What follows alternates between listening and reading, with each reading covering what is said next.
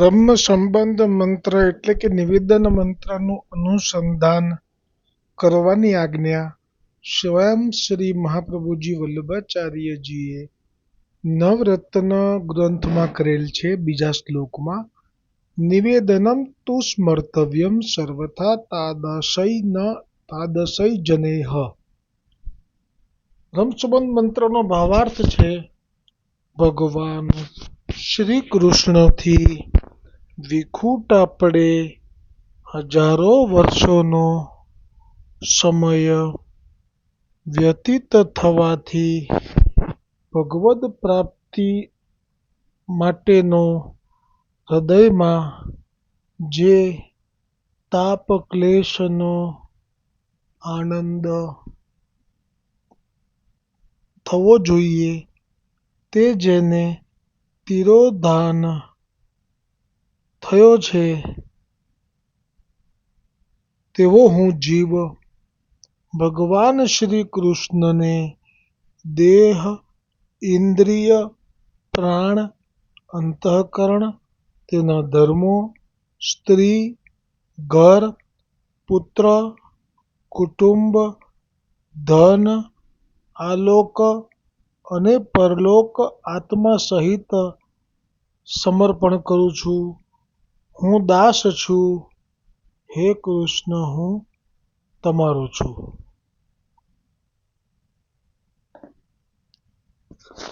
શ્રી ગોવર્ધનનાથજી આપે જ આપના લીલાના જીવોનું ગોલોકમાં સ્મરણ કર્યું.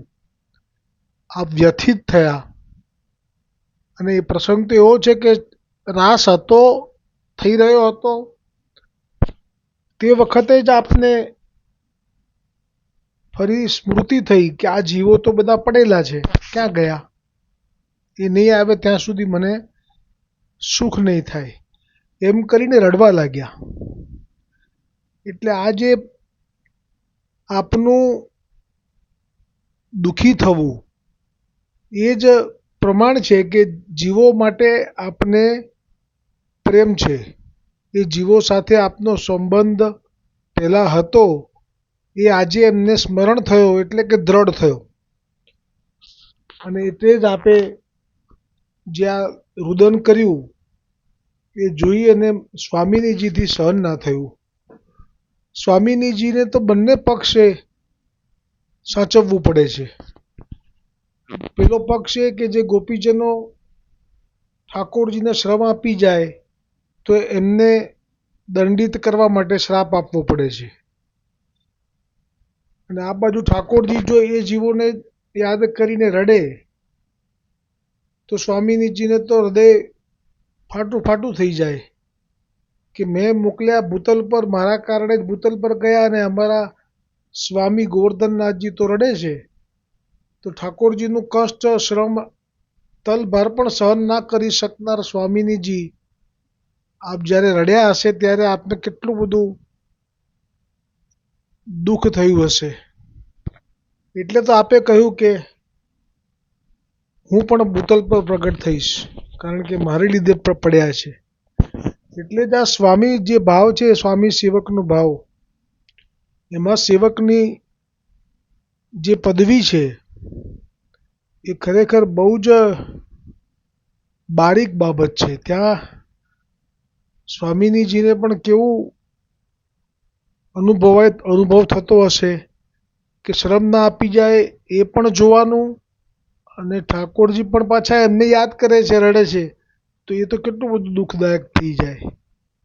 એટલે જ સેવકનો ભાવ એ કંઈ શીરા જેવો નથી કે ગળામાં મૂક્યો ઉતરી ગયો. એમાં તો ડગલે ને પગલે સ્વામીનું સુખ શેમાં છે એની ઉપર જ ધ્યાન કેન્દ્રિત રહેતું હોય છે. અને જે પ્રસંગ રામાયણમાં પણ હતો જ કે લક્ષ્મણજીને કહ્યું હતું કે તું આ સીતાજીને મૂકીને જઈશ નહીં ક્યાંય, હું આવું છું આ સુવર્ણ મૃગનો શિકાર કરીને.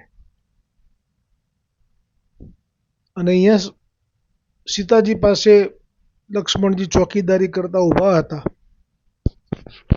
અને ત્યાં મારીચને રામજીનું બાણ વાગ્યું, પણ મારીચના પાસે એવી વિદ્યા હતી કે કોઈ પણ અવાજ કાઢી શકે, કોઈનો પણ અવાજ કાઢી શકે. અને રાવણે એને કહીને મોકલ્યો હતો કે તારે જ મરવાનું છે, કારણ કે રામ તો મરશે નહીં, પણ તારે મરતી વખતે રામજી જેવો અવાજ કાઢીને હે લક્ષ્મણ એવો પોકાર કરવાનો છે. મારીચે કહ્યું કે મારી હિંમત નથી રામજીનું બાણ ખાવાની, કેમ કે મેં એકવાર ફણા વગરનું બાણ ખાધું હતું જ્યારે વિશ્વામિત્ર સાથે એ ત્યાં યજ્ઞની રક્ષા કરી રહ્યા હતા. એટલે ફણા વગરનું બાણનો બી અનુભવ હજી હું ભૂલ્યો નથી, એ વેદના હજી મટી નથી. તો રાવણ કહેતો પછી મારા હાથે મર. તો ત્યારે મારીચે નક્કી કર્યું કે મરવું તો એવા હાથે મરવું કે કમસે કમ ઉદ્ધાર થાય, કારણ કે ઇધર ભી જાઉં ઉધર ભી જાઉં બડી મુશ્किल में હું કિધર જાઉં.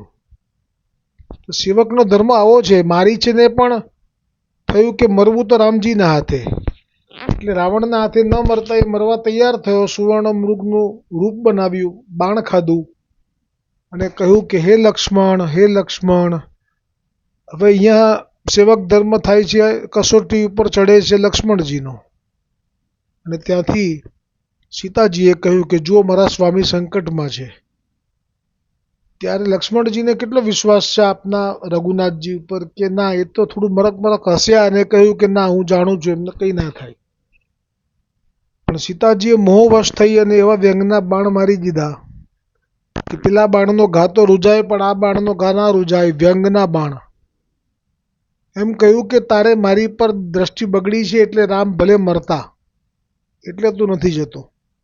તારે પછી રામજી મરી જાય એટલે તારે મને ભોગવવી છે. અને તે વખતે લક્ષ્મણજી ચાલ્યા. અને જ્યાં લક્ષ્મણજીને રામજીનું મિલન થયું, રામજી કે મેં તને આજ્ઞા કરી હતી કે તું સીતાજીની પાસેથી ખસીશ નહીં, તું ખસ્યો જ કેમ? હવે તો સીતાનું શું થયું હશે કરીને અહીંયા રામ રડવા લાગ્યા. એ વખતે લક્ષ્મણજીના હૃદયની અંદર મનમાં શું સ્થિતિ હશે, એ વેદનાનો અનુભવ કોણ અનુભવી શકે? એ જ વાત અહીંયા સ્વામિનીજીની થઈ છે કે સ્વામિનીજીએ ઠાકોરજીનું સુખ વિચારીને જે શ્રાપ આપેલા છે અને પાછા તો આવવાના જ છે, પણ હવે ઠાકોરજી રડવા લાગ્યા એટલે આપે નક્કી કર્યું કે હું ભૂતલ પર જઈશ અને હું પણ મારાથી પડેલા જીવોને પાછા લાવવા માટે પ્રગટ થઈશ. અને એ જ છે મહાપ્રભુજી વલ્લભાચાર્યજી, એ જ સ્વામિનીજી છે. અને આપે જ અને પ્રગટ છે કે પ્રમાણ પણ છે કે સ્વામિનીજી છે. કેમ કે સ્વામિનીજીની ઉપર જે સખી છે લલિતાજી, એ જ હે દામોદર દાસ અરસારીજીને પ્રગટ થયા છે આપની સેવા માટે. અને ગોવર્ધનનાથજીની સેવા માટે કૃષ્ણદાસ અધિકારીજી. જે ઉપર વિશાખાજી છે એ અહીંયા આપની સાથે સાથે કૃષ્ણદાસ મેઘન થઈને આપની સાથે રહે છે. અને ત્યાં કુંભનદાસજી છે જે ગોવર્ધનનાથજીની સેવામાં છે. એટલે આપ સ્વામિનીજી છે, એના માટે આનાથી કયું વધારે પ્રમાણ જોઈએ? તો આપે જ ભૂતલ પર પ્રાગટ્ય લીધું શ્રી વલ્લભાચાર્યજીના સ્વરૂપથી દ્વિજ તનમાં. આપ જ પરળ બ્રહ્મ છો એ વાત તો મેં અગાઉ કરી દીધેલી છે, પણ આપનું આ સ્વરૂપ પુષ્ટિ સ્વરૂપ છે એ સ્વામિનીજીનું છે. તો જ આપ જો પરળ બ્રહ્મ એ જે સ્વરૂપ છે આપનું એ હોય તો જ આપ આ દ્વિજ તનમાં આચાર્ય તરીકે પ્રગટ થઈ શકો, તો જ આપ જગતગુરુ કહેવાઓ. કારણ કે જગતગુરુ તો એક જ છે મર્યાદામાં, અને એ છે શિવ. તો અહીંયા પણ આપ જ જગતગુરુ થયા, પણ આ પુષ્ટિ માર્ગીય મુખારવિંદથી પ્રાગટ્ય છે એટલે આપ સ્વામિનીજી રૂપે છે. પણ છેવટે તો આપ પરળ બ્રહ્મ છે, એનું પ્રમાણ તો એક આ છે કે આપ જગતગુરુ થયા. અને બીજું પ્રમાણ છે કે જ્યારે આપ 40 દિવસનો સંન્યાસ લીધો ત્યારે આપ નિર્વસ્ત્ર થઈ ગયા હતા. આ પણ પરળ બ્રહ્મ એ જે છે શિવજી, આ એ જ લક્ષણ આપના પ્રગટ કર્યા આપે. અને વચ્ચેના ગાળામાં જે પણ આ જે હતા નાગા સાધુઓ, એ શિવજીના ઉપાસક છે અને આપે જ એમનો અંગીકાર કર્યો. કેટલા બધા નાગા સાધુઓ, નાગા સંપ્રદાયના સાધુઓનો, કેમ કે એ લોકો શિવજીને માને છે અને એ લોકોને પણ ખબર પડી કે આ શિવજી પ્રગટ થયા છે પરળ બ્રહ્મ. પણ આ પૂર્ણ પુરુષોત્તમથી મુખારવિંદથી એટલે સ્વામિનીજી રૂપે છે, પણ મૂળમાં પરળ બ્રહ્મ છે. અને આ પરળ બ્રહ્મ છે એના પ્રમાણોમાં એક પ્રમાણ આ પણ છે કે આપ દરેકે દરેક અંશ અવતાર જે ભૂતલ પર છે બધાને તીર્થભૂમિ પર જેવા ગયા એવું રીતસર એમનો આખો મહેલ અને એમનું ભવન અને એમનું મંદિર અને આપ પોતે સ્વયં પ્રગટ થઈને દર્શન આપ્યા. આ પણ પ્રમાણ છે કે આપ પરળ બ્રહ્મ છો. આપના શ્રી હસ્તના સ્પર્શથી લાલાયિત રહેતા, એટલે એમાં સ્વામિનીજીનો ભાવ ના આવે ને. સ્વામિનીજીના શ્રી હસ્તથી સ્પર્શ થાય એવું જો કોઈ અંશ અવતાર ઈચ્છે તો એ તો કેવી રીતે બેસે?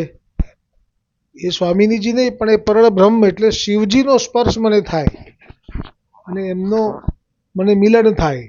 એટલે તો આવું કહી શક્યા ને જ્યારે પેલા નરહરિદાસ ગૌડિયા પિતાના કટાક્ષથી વ્યંગના બાણથી ગવાઈને પિતાનો ત્યાગ કરીને આવ્યા તો તે વખતે રાત્રે પછી ખાધું નહીં અને કંઈ ભગવાન પોતે ખવડાવે તો ખાવું, અને જગન્નાથજીએ લેવડાવ્યું અને પછી કહ્યું કે સ્વપ્નમાં દર્શન આપીને કે કાલે સવારે તું મહાપ્રભુજી વલ્ભાચાર્યજીના શરણે જજે અને એ અને હું એમાં કોઈ અંતર નથી, અમે બે એક જ છીએ. તો કંઈ એવું કહી શકાય કે સ્વામિનીજી અને હું એક જ છીએ, અમે બે અલગ અલગ નથી, એવું કહી શકાય સ્વામિનીજી માટે? ના, એ પરળ બ્રહ્મ માટે કહી શકાય, શિવજી માટે કહી શકાય, કારણ કે એ બંને એક જ છે. લક્ષ્મીવર ઉમિયાવર શંકર સામળિયા, હરિહર નટવર સ્વામી એકાંતે મળિયા, એમના માટે કહી શકાય. મોહન ને મહાદેવ એ જે છે ભાવ. એટલે તો આ જે અંશ અવતારો જેટલા પણ જે મંદિરો છે બધી જગ્યાએ આપ વેદવ્યાસજીની ગુફામાં કેવી રીતે જઈ શકે સ્વામિનીજી? જો સ્વામિનીજી છે જ, એ તો પ્રમાણ મળ્યું કે આપણે લલિતાજી વિશાખાજી વગેરે અહીંયા સખા થઈને પ્રગટ્યા છે, પણ સ્વામિનીજી એકલા સ્વામિનીજી નથી. મૂળ પરળ બ્રહ્મ એટલે શિવ જ છે. આપ હું નથી કહેતો, મારા કહેવાથી કંઈ થાય નહીં. આ તો મેં જે બ્રહ્માંડ પુરાણ અને નારદ પુરાણનું પ્રમાણ આપેલું છે એ આધારે કહું છું કે વેદવ્યાસજીની ગુફામાં કૃષ્ણદાસ મેઘનને કેમ બહાર ઠાડા રાખ્યા? કેમ? એ તો વિશાખા છે અને આપ સ્વામિનીજી છો, તો લઈને કેમ ના ગયા અંદર? કેમ કે અંદર લઈ જાય તો પોલ ખુલી જાય મહાપ્રભુજીની, અને વેદવ્યાસજીની સાથે જે વાતચીત થાય એમાં પછી વેદવ્યાસ તો કંઈ પણ દે કે હું જાણું છું તમે કોણ છો, આ સંવાદ અંદર થાય. પણ વિશાખાજી એટલે કે કૃષ્ણદાસ મેઘનને પ્રવેશ ના આપ્યો. ત્યારે હરિરાયજીએ વાર્તા પ્રસંગમાં નીચે એવું લખ્યું કે ત્યાં મનુષ્યનો પ્રવેશ નથી. કેમ? આ મનુષ્ય છે. સાક્ષાત વિશાખા એ પણ શ્રીઅંગમાંથી પ્રગટ છે સ્વામિનીજીના.